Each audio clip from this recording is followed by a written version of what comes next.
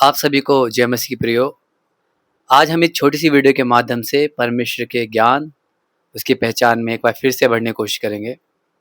और आज के मनन के लिए मैं चाहूँगा कि आप देखेंगे भजन संहिता में से भजन संहिता उसका 147 उसकी 19 और 18 आयत, जहाँ इस प्रकार से लिखा है, वह याकूब को अपना वचन और इज़राइल को अपनी विधियाँ और नियम बताता है। किसी और जाति से उसने ऐसा बर्ताव नहीं किया और उसके नियमों को औरों ने नहीं जाना। प्रिय, आप में से बहुत से लोगों को इस वचन का मतलब पता नहीं होगा कि ये वचन कहना क्या चाह रहा है एक्चुअली। लेकिन मैं आपको इस वचन का आत्मिक जो कॉन्टेक्स्ट में जो जो रियल कॉन्टेक्स्ट में इसे लिखा गया है और जो रियल मतलब है, जो अप्लाई होता है आपके में जीवन में, उसको आपको बताना चाहूँगा, जो कि परमेश्वर के आत्मा ने मुझे अगवा किया है बताने के लिए कि आप लोग क्या करो, प्रभु के ज्ञान में, उसकी पहचान में बढ़ सको।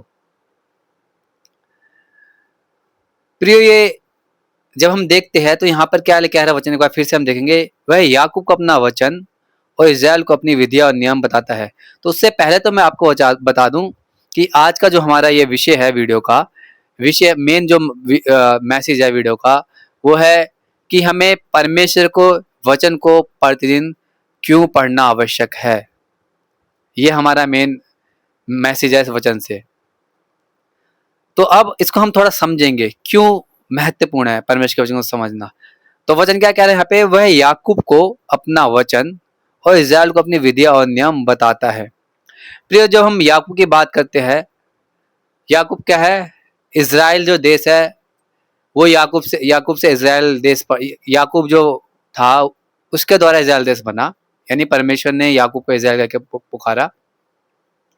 और वो क्या है, वो जो याकूब का एक देश बन गया पूरा, परमेश्वर ने आशीष दी उसे, तो जो एक व्यक्ति से एक पूरा देश बना, इज़राइल। तो वचन बोल रहा है कि वह याकूब को अपना वचन और इज़राइल को अपनी विधियाँ और नियम बताता है। यानी उस समय जब हम बात करते हैं, जब जब परमेश्वर उनसे ज्यादातर बातें क्या करता था, तो कैसे बातें करता था, अपने नियम अपनी विधियाँ कैसे बताता था, भविष्यवक्ता, अपने भविष्यवक्ता के द्वारा, अपने लोगों के द्वारा क्या करता था, नियम बताता था, वचन बताता था कि लोग क्या रहे, परमेश्वर की उपस्थिति में निरंतर चलते रहे। और वचन ये कह रहा है कि और किसी और जाति से उसने ऐसा बर्ताव नहीं किया। यानी उस समय जो अन्य जाति थी, उन लोगों को ये अवसर नहीं मिला कि वो लोग क्या करे, इतने क्लोज से और इतनी क्लैरिटी के साथ परमेश्वर को जान पाए। लेकिन इसका मतलब ये नहीं कि वो लोग परमेश्वर को नहीं जान, उनका एक्सेस परमेश्वर तक नहीं था, ऐसा नहीं है। जो हम बात करेंगे रेवलेशन की, उस समय जो रेवलेशन जिन जातियों को नहीं मिला था डायरेक्टली, जैसा कि इज़राइल को मिला कि डायरेक्ट परमेश्वर अपने लोगों को भेज रहा है, उनको बता रहा है, उनको सिखा रहा है अपने नियम, अपनी विधियाँ, ठीक है। तो वो सब क्या है, डायरेक्टली इज़राइल को मिला था, लेकिन अन्य जाति को नहीं मिला था डायरेक्टली, लेकिन उनको इनडायरेक्टली मिला था। इनडायरेक्टली कैसे? दूसरे रेवलेशन की तरफ से। दूसरा रेवलेशन कैसे? कि जो जितनी सृष्टि है परमेश्वर ने करी है, तो परमेश्वर अपने सृष्टि के माध्यम से भी क्या है, लोगों से बातें करता था उस समय कि कोई तो है ऐसे बनाने वाला। और आज भी परमेश्वर ऐसे लोगों से बातें करता है जिन लोगों पर डायरेक्ट रेवलेशन नहीं मिल पहुंचा है। तो आज के समय में डायरेक्ट रेवलेशन क्या है हम मसीह के लिए? प्रभु यीशु मसीह का वचन, बाइबल। भारत में बहुत से लोगों के पास बाइबल पढ़ने के लिए हम देखते हैं कि बाइबल का बहुत से लैंग्वेज में लिखी गई है, और हम जितने भी इंडिया के लोग हैं, हमें बाइबल पढ़ने के लिए मौका मिला है। परमेश्वर का डायरेक्ट रेवलेशन, उसके नियम, उसकी विधियां हमें डायरेक्ट पढ़ने के लिए मिली है। डायरेक्ट परमेश्वर का वचन हमसे बातें करता है। लेकिन प्रियो, आज भी ऐसे बहुत से लोग हैं, और आज भी ऐसे कुछ लैंग्वेजेस है जिसमें बाइबल ट्रांसलेट नहीं हो पाई है, और उन्हें डायरेक्ट रेवलेशन नहीं मिला है, उनको अपॉर्चुनिटी नहीं मिली है कि वो क्या करे, कि परमेश्वर को डायरेक्टली जान पाए, कि परमेश्वर उनसे क्या चाहता है, वो परमेश्वर की इच्छा को जान पाए। हम परमेश्वर की इच्छा को कैसे जान सकते हैं जीवन में? डायरेक्ट उसके वचन को पढ़ के।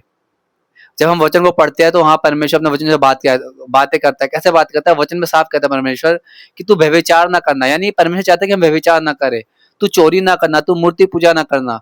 तो ये सब क्या है, डायरेक्ट परमेश्वर हमसे बातें कर रहा है कि हम क्या करें, उस वचन के अनुसार हम हर एक दिन जिए। और तू अपने से बड़ों का आदर करना, तू अपने माता पिता का आदर करना। कोई पके बाल वाला हो तो क्या उसके सामने तू उठ खड़े होना, यानी उसको जगह देना, उसको सम्मान देना। और अपने अन्य जाति से नमस्कार करते हो तो तुम भी नमस्कार करो। ये कोई तुम बड़ा वो नहीं करते हो कि तुम नमस्कार नहीं कर रहे। तो और पवित्रता में चलना। तो ये सब क्या है? परमेश्वर की इच्छाएं है, ये परमेश्वर की विधि है, परमेश्वर नियम है। और परमेश्वर चाहता है कि हम डायरेक्ट जब परमेश्वर से बातें कर रहे हैं, हम उसको महत्व को समझे। हर एक दिन के अगर बाइबल को पढ़ेंगे हम, तभी हम इसके महत्व को फिर जान पाएंगे और समझ पाएंगे। ये डायरेक्ट रेवलेशन हमें मिला है, जैसे इजराइल को डायरेक्ट उस समय मिला था। लेकिन क्या हुआ, समय इजराइलियों ने इस चीज की परवाह नहीं करी। वो क्या है, फिर भी परमेश्वर को के जो विधि है, नियम है, उसको महत्व दिया उन्होंने। वो परमेश्वर से मुख मोड़ते चले गए और वो बंधुआई में गए। किस वजह से? अपने बेवकूफी की वजह से। परमेश्वर जब उनसे बातें कर रहा है डायरेक्ट अपने दासों के द्वारा और वचनों के द्वारा भी, लेकिन फिर भी क्या है, वो सुनने को तैयार नहीं है। आज भी प्रियो मसीह, बहुत से मसीह लोग क्या है, जिन लोगों को बाइबल डायरेक्ट मिला, परमेश्वर डायरेक्ट रेवलेशन, वो लोग बाइबल नहीं पढ़ते हैं। और बाइबल नहीं पढ़ने की वजह से वो क्या, अभी भी पाप में जी रहे हैं, बंधुआई में जी रहे हैं। और वो सिर्फ प्रार्थना करते हैं कि परमेश्वर की इच्छा क्या है मेरे जीवन में। लेकिन परमेश्वर की इच्छा तो परमेश्वर ने ऑलरेडी जाहिर कर दी है अपने वचनों में, कि प्रत्येक दिन हमें कैसे जीना है, प्रत्येक दिन हमें कैसे चलना है उसकी इच्छा अनुसार। लेकिन वो क्या है, दूसरी तरह से इच्छा जानने की कोशिश कर रहे हैं कि प्रार्थना परमेश्वर मुझे बताए। लेकिन ऐसा नहीं है। परमेश्वर ने ऑलरेडी अपनी इच्छा जाहिर कर दिया अपने वचन के द्वारा कि हम में से हर एक को कैसे जीना चाहिए, कैसे चलना चाहिए प्रत्येक दिन अपने जीवन में। और जब आज हम देखते हैं कुछ ऐसे देश भी है जहां पर बहुत मुश्किल है बाइबल मिल पाना, पढ़ पाना। बहुत से लोग आज तरसते हैं परमेश्वर डायरेक्ट रेवलेशन यानी बाइबल को पढ़ने के लिए। नॉर्थ कोरिया की हम बात करते हैं। नॉर्थ कोरिया ऐसा देश है जहां पर बाइबल पढ़ना अलाउ नहीं है, हाउस मीटिंग करना अलाउ नहीं है, चर्चेस अलाउ नहीं है।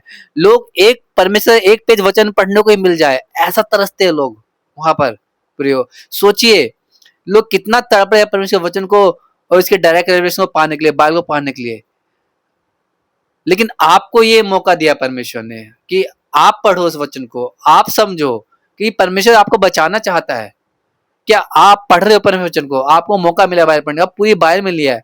नॉर्थ कोरिया में तो लोग एक पेज के लिए तरस के, बाइबल का एक पन्ना मिल जाए। वहां के विश्वासी लोग ऐसे तरस रहे हैं कि एक पन्ना मिल जाए बस पढ़ने के लिए हमें, बाइबल वचन का, परमेश्वर बाइबल का, परमेश्वर का वचन का एक पन्ना मिल जाए बाइबल का। सोचिए उन लोगों के पास डायरेक्ट रेवलेशन नहीं मिल पा रहा है, लेकिन वो फिर भी प्रभु विश्वास लगाए हुए है, वो आशा लगाए कि परमेश्वर है, वही उद्धार करता परमेश्वर है। मेरे प्रियो, मैं आप सबसे विनती करूंगा, अनुरोध करूंगा कि आप प्रत्येक दिन अपने बाइबल को पढ़िए। अगर आप सचमुच में जानना चाहते हो, आप मसीह हो, चर्च जाते हो, चर्च जाना इनफ नहीं है, प्रार्थना करना इनफ नहीं है, परंतु उसकी इच्छा जानना है। जब तक आप और मैं उसकी इच्छा को नहीं जानते प्रियो, हम किसी हाल में मसीह नहीं कहला सकते। हम किसी भी हाल में उस पाप के बंधन से संपूर्ण छुटकारा नहीं पा सकते जिसमें हम कहीं ना कहीं फंसे हुए हैं। यदि अब तक आपने बाइबल को, उसके वचन को महत्व नहीं दिया है, आज इसे मैं आपसे विनती करता हूँ। परमेश्वर चाहता है कि आप आज से अपनी बाइबल को पढ़ना स्टार्ट करें। सुबह उठते से पहले बाइबल पढ़े, रात को सोने से पहले बाइबल पढ़े, प्रार्थना भी करे, बाइबल पढ़े। प्रिय परम वचन कहता है कि परमेश्वर ने अपने नाम से ज्यादा अपने वचन को महत्व दिया है।